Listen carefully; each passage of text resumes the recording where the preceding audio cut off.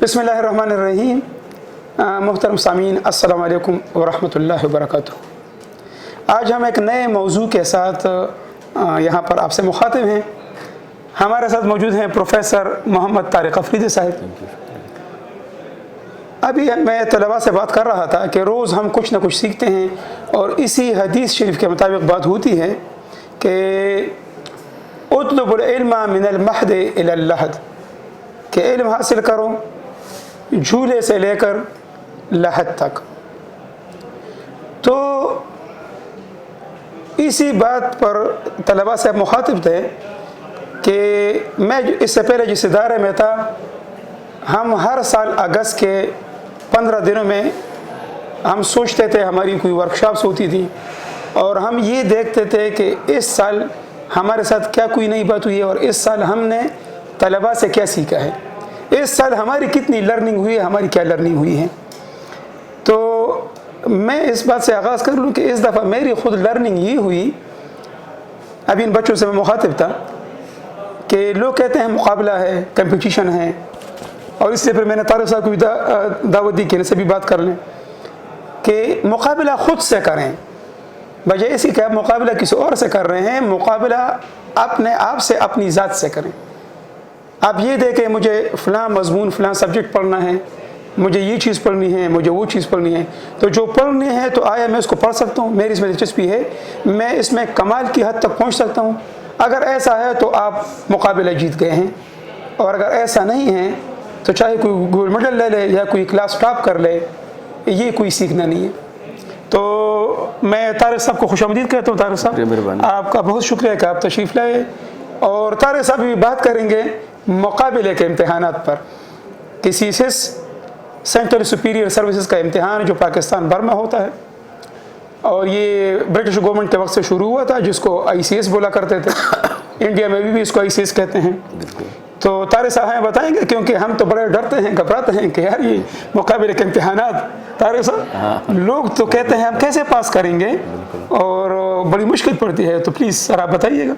शुक्रिया डॉक्टर साहब, मेहरबानी, नवाजिश। आपने बड़े एक अहम मौजू की तरफ तवज्जो दिलाई। हमारे तलबा के साथ ये मसले ज़्यादा होते हैं कि हर कोई चाहता है कि मैं एग्ज़ाम से फारिग हूँ तो एजुकेशन मुकम्मल करूँ तो CSS में जाऊँ और CSP बन के चला जाऊँ, लेकिन ज़ाहिर है हर कोई नहीं बन सकता, कोई बन सकता है, और उसके लिए भी कुछ रिक्वायरमेंट्स है वो आपने करने होते हैं।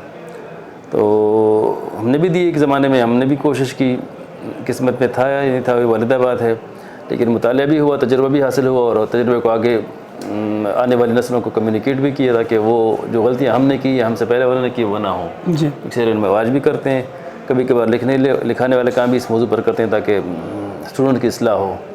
तो नॉर्मली आमतौर पर ये सोच है कि बच्चा इस जहन में कि जी मैं CSS करूँगा तो जैसे ही मैं मास्टर कर लूँगा या BS कर लूँगा तो जाके मैंने फ़लाने प्रोफेसर ने गाइड लिखा उसको पढ़ूंगा तो उसमें हो जाएगा, या फ़लाने बंदे ने CSS दिया उसके पास नोट्स होंगे, तावीज़ होगा, मैं जाके उसे ले लूँगा। अच्छा, तो शॉर्टकट के पीछे लोग भागते हैं। तो ये शॉर्टकट वाला जो है ये इंटेलेक्ट की और इल्म की और मुकाबले का जो जहन है उसकी ये इसको मैं कहता हूँ तबाकुन है जी। इससे आप शायद अपने आप को धोखा तो दे सकें, यह हो सकता है आप इसे 5 या 10% लोग कामयाबी हो जाएं, लेकिन अगर उनको फ़ायदा नहीं होता, वो CSP बन के भी फिर वो इतने कामयाब नहीं रहते जी। तो इस सिलसिले में मेरी ज़ाती सोच ये है जी, जहाँ तक मैं समझाऊँ कि अगर अपने मुकाबले का इम्तहान देना है तो सबसे पहले वजह ये कि मेरे या किसी और के पीछे भागें या तावीज़ लें या नकूश के पीछे जाएँ। बेहतर ये कि आप सबसे पहले CSS का जो सिलेबस है, स्कीम ऑफ स्टडीज़ को उठाएँ, उसको एक हफ़्ता दें, उसको रीड करें थारोली, उसके रूल्स, उसके क्राइटेरिया, उसके कोर्स कंटेंट, सब्जेक्ट उसको पढ़ें, आथर्स को पढ़ें कि कौन सा आथर आपके लिए ठीक रहेगा, कौन सा सब्जेक्ट अच्छा है, उसके कोर्स कंटेंट को आप फॉलो कर सकते हैं या नहीं कर सकते। ठीक है, उस पर अपना जहन बनाएं। जहन बना के जब आप स्कीम ऑफ स्टडी पे आपका जहन बन जाए, उसमें से आप सब्जेक्ट सेलेक्ट कर लें, कोर्स कंटेंट सेलेक्ट कर लें जी। उसके बाद फिर आप आगे जाएँ। बजाय कि लोगों के पीछे भागे कि जी फलाने बंदे ने इम्तहान दिया था तो उससे मैं कुछ लोग फलाने ने दिया था, उसके अपना, क्योंकि उसने अगर इम्तहान दिया हुआ या वो सेलेक्ट हो गया है जी, तो उसका अपना एक फ्रेमवर्क है, उसने उसमें काम किया, ज़ाहिर है आप उसमें नहीं कर सकते। तो बजाय कि शॉर्टकट के पीछे जाएँ या तावीज़ और नकूश और गाइड्स और टेस्ट पेपर्स के पीछे जाएँ, नोट्स के पीछे जाएँ, रोड लर्निंग पे जाएँ, बंदा सबसे पहले ये करे। तो स्कीम ऑफ स्टडी को आप रीड करेंगे तो उससे आपका जहन बनेगा कि ये CSS का स्कीम ऑफ स्टडी ये है, इसमें ये चीज़ें अवेलेबल है, मेरे पास ये ऑप्शन है, ये मेरे पास कैपेसिटी तो ये ऑप्शन है, इन ऑप्शन में से मैं ये ले सकता हूँ। जो ले सकता हूँ उसके कोर्स कंटेंट भी आपको पता होगा, आपको ख्वार खोने की जरूरत नहीं, जो उसके लिए बुक्स चाहिए वो भी उधर दी हुई हैं, तो ज़ाहिर उस बुक को भी आप देख लेंगे कि वो की एक्सेस है कि नहीं है, मैं ले सकता हूँ नहीं ले सकता, मिलेंगी नहीं मिलेंगी। बाज़ औक़ात किताब अच्छी होती है, आप लेना चाहते हैं लेकिन आपके पास पैसे नहीं, स्टूडेंट हैं पैसे नहीं होते, बाज़ औक़ात वो किताब अवेलेबल नहीं होती। तो ये सारी चीज़ जहन में रख के उसके बाद आप जहन बना के फिर आप कहें कि जी मैंने CSS का इम्तिहान देना है, उसके बाद जो आपने सेलेक्ट किया उसको लेके फिर आप करें। तो मेरी ज़ाती सोच ये है कि सबसे पहले मरहले में इंसान ये करे, ये फ़ैसला करे, जहन बनाए किस तरह स्कीम ऑफ स्टडी को और सिलेबस को लेके उसको पढ़ के समझ के जहन बना के उसके बाद जाए। स्टार्टिंग में मेरे ये मैं नाज़रीन और सामीन ये बताता चलूँ कि मोहम्मद तारिक अफरीदी साहब की CSS के हवाले से कुतब भी मौजूद हैं मार्केट में, बाकायदा उस पर Mohammad Tariq Afridi associate professor government college Peshawar लिखा हुआ है, तो आप उनसे भी मुस्तफ़ीद हो सकते हैं। तारिक साहब ये बताइएगा, क्या इम्तिहान वाकई इतना मुश्किल है CSS का, और क्या ये वाकई सिर्फ सिफारिशी लोग इसमें कामयाब होते हैं? नहीं, वो सिफारिश का तो उसको मैं प्रोपेगेंडा कह सकता हूँ, उसमें कोई हकीकत इतनी मेरे ख्याल में नहीं है जी, क्योंकि सिफारिश करना हर बंदे के बस की बात भी नहीं होती। 1 या 2% या 1 या 2 बंदे कर लेंगे, वो भी बड़े हाई लेवल पे होंगे ज़ाहिर है जी। दूसरी बात है कि उसमें सिर्फ एक सिफारिश करना नहीं होता ना, उसमें आपने एग्ज़ाम स्क्रीनिंग भी देना होता है, फिर आपने 12 पेपर्स का एग्ज़ाम भी देना होता है, फिर आपने साइकोलॉजिकल, फिर आपने ग्रुप डिस्कशन, पूरे सीक्वेंस के से जाके आप इंटरव्यू तक पहुँचते हैं। तकरीबन सारा साल इम्तिहान जारी रहता है। अब सारा साल सिफारिशें करना ये हर किसी के बस की बात नहीं होना, करना ये ग्राउंड पे मुमकिन है। तो ये सिफारिश वाला ख्याल शायद वो लोग ये प्रोपेगेंडा करे जो शायद मुकाबले की पोजीशन में ना हों जी। अदरवाइज़ मेरा ख्याल है कि ये सिफारिश वाला मामला मुमकिन भी नहीं है और महंगा भी पड़ता है और हो भी नहीं सकता, क्योंकि हर मरहले पे आप स्क्रीनिंग में भी सिफारिश करेंगे, आप 12 पेपर में भी सिफारिश करेंगे, आप साइकोलॉजिकल में भी करेंगे, ग्रुप डिस्कशन में भी करेंगे, फिर इंटरव्यू में करेंगे, फिर मेडिकल में भी करेंगे, तो कहाँ तक आप सिफारिश करेंगे? तो वो फिज़िकली वो चीज़ मुमकिन नहीं है जिसको आप कहते हैं। इल्ज़ाम लगाना आसान है कि मैं कह दूँ कि जी डॉक्टर साहब ने सिफारिश की इसलिए हो गया जी, लेकिन वो डॉक्टर साहब को पता है कि सिफारिश मुमकिन है नहीं है। ग्राउंड को अगर आप देखें तो फिर शायद प्रैक्टिकली वो मुमकिन ना हो। दूसरी बात ये कि CSS के लिए जो लोग करते हैं स्ट्रेटजी, वो हमारी नॉर्मली केसेस में हमारी स्ट्रेटजी गलत होती है। हम पॉइंट लेते हैं या नोट्स लेते हैं या गाइड लेते हैं कि मार्केट में जो गाइड सबसे ज़्यादा मशहूर उसको लेके रट लगाने की कोशिश करते हैं। ये रोड लर्निंग जो है ये आपकी क्रिएटिविटी को, आपकी इंटेलेक्चुअल एबिलिटी को डिस्ट्रॉय करता है। और ज़्यादा जब डिस्ट्रॉय हो गया इंटेलेक्चुअली आप एक दफ़ा, तो आप मुकाबले की पोजीशन में अब ऐसे ही बैठ जाते हैं। 50,000 बंदे ध्यान बैठ के पहले पेपर में के बाद दूसरे पेपर में 50,000 कम हो के 20,000 पे आ जाते हैं, तीसरे पेपर 20,000 से कम हो के 5,000 पे आ जाते हैं, आखिरी पेपर तक 500 बंदे भी 1,000 भी नहीं बचते, क्योंकि वो ज़्यादातर इस तरह होता है कि लोग स्टडी करके नहीं जाते। एक सोच होता है कि जी फलाने इसको रट लो या फलाने को रटो या पॉइंट बना के रटो, रोटे से ये एग्ज़ाम नहीं होता। बेहतर तरीका ये है कि अगर आप चाहें कि मैं उसमें जाऊं तो आप अपनी रीडिंग स्किल को इम्प्रूव करें जी। हर चीज़ की बेस जो है कंपटीशन की बेस रीडिंग स्किल है। अगर आपकी रीडिंग स्किल अच्छी है तो आप किसी भी एग्ज़ाम में बैठ के बग़ैर किसी सिफारिश के, बग़ैर किसी माजरत के, बग़ैर किसी खौफ के जाके बैठ कम्पीट करें, इंशाल्लाह आपको अच्छा रिजल्ट आएगा।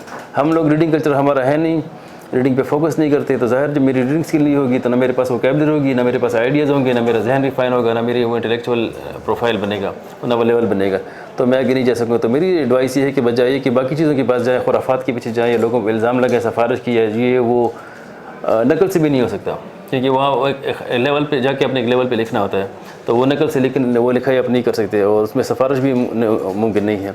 तो बेहतर ये कि बजाय उन चीज़ों पे जाएं तो उसकी बजाय आप अपनी रीडिंग स्किल को इम्प्रूव करें। जी सही है। मकसद रीडिंग स्किल इम्प्रूव होगा, जितना बेहतर रीडर होंगे उतना आपकी राइटिंग स्किल भी अच्छी होगी, आपका थिंकिंग एबिलिटी भी स्ट्रांग होगा, आपका इंटेलेक्चुअल लेवल भी अच्छा होगा, उतना बेहतर आप डिलीवर कर सकेंगे, तो आपको किसी पे इल्ज़ाम लगाने की जरूरत ना पड़े। रीडिंग हमारे बच्चे नहीं करते, जो नहीं करते। सर वही बात हो गई कि खुद से मुकाबला कीजिए। बिल्कुल मुकाबला, अगर आपने मुकाबले का इम्तिहान देना है खुद से मुकाबला करें, तैयारी करें, मुतालिया करें। मुतालिया की तो आदत ही आजकल ख़त्म हो गई है। कॉम्पिटिटिव एग्जाम्स में ईटा से लेकर CSS तक और फॉरेन स्कॉलरशिप्स तक जितने भी लेवल हैं, इन सब में कंपटीशन की जो बेसिस है, फोकस है, वो रीडिंग स्किल पर है। रीडिंग स्किल और मुतालिया आजकल लोग करते नहीं हैं। इंटर का बच्चा रीडिंग नहीं करता, वो शायद बोर्ड के एग्जाम में 1056 मार्क ले लेगा, लेकिन ईटा में यही बात मैं कहना चाह रहा था। अब नकल करके या रट लगा के मास्टर कर लेंगे, अच्छे मार्क्स ले लेंगे, 4 GPA में से 3.9 GPA ले लेंगे, लेकिन अगर आपकी रीडिंग स्किल नहीं है तो अब लेक्चरशिप की टेस्ट को भी छोड़े, आप क्लर्क की टेस्ट को भी पास नहीं कर सकते। جب تک آپ ریڈنگ، تو جو جس لیول کی آپ کی ایجوکیشن ہے اس لیول کے مطابق آپ کی جو ہے نا ریڈنگ اسکل ڈیولپ ہونی چاہیے. اور ریڈنگ اسکل کنسسٹنٹلی ہونی چاہیے نا کہ اب میں نے آج ریڈنگ اسکل کی کتاب پڑھی اور کل چھوڑ دی. یعنی آپ کو کیا انسان کا ہونا چاہیے ریگولر. آپ نے رات کو کم از کم سونے سے پہلے آدھا گھنٹہ آپ ضرور پڑھیں. مطالعے کی عادت 10 گھنٹے 20 گھنٹے پڑھنے کی ضرورت نہیں ہے. وہ اپنے آپ کو عذاب میں زحمت میں ڈالنا ہوتا ہے. ریگولر اسٹڈی آپ مطالعہ 1 گھنٹے 2 گھنٹے رات کو کریں اور پھر چھوڑ دیں. آپ کو کسی خاص تیاری کی ضرورت شاید پھر نہ پڑے. آپ کے ریڈنگ اسکل ایک لیول تک 2-3 سال میں آ جائے گا. کسی بھی امتحان میں بیٹھ جائیں آپ آگے جا سکتے ہیں. ریڈنگ پہ فوکس ہونا چاہیے. سارے جتنے بھی کمپٹیشن ہیں ان کا فوکس ہر لیول پہ جو ہے وہ ریڈنگ اسکل پر ہوتا ہے. سر آپ سے آخری پوچھیں گے، سوال کریں گے، آپ ہمارے طلباء کو کیا تجویز کریں گے؟ انہیں کیا کرنا چاہیے؟ آپ نے تفصیل سے بات کر بھی لی، لیکن آخر میں آپ کس چیز پر زور دیں گے، انہیں فوکس کریں گے کہ ان کو کرنا چاہیے؟ ایک چیز میں کیونکہ بڑے ڈرتے ہیں کمپٹیشن ایگزام میں جانے سے. شروع سے آج تک میں ایک ایڈوائس دیتا ہوں، بعض اوقات ناراضگی کا اظہار بھی کرتا ہوں، بچے اس کی خلاف ورزی کرتے ہیں. میں کہتا ہوں جی اپنے اسکیم آف اسٹڈی پہ کورس پہ فوکس کریں.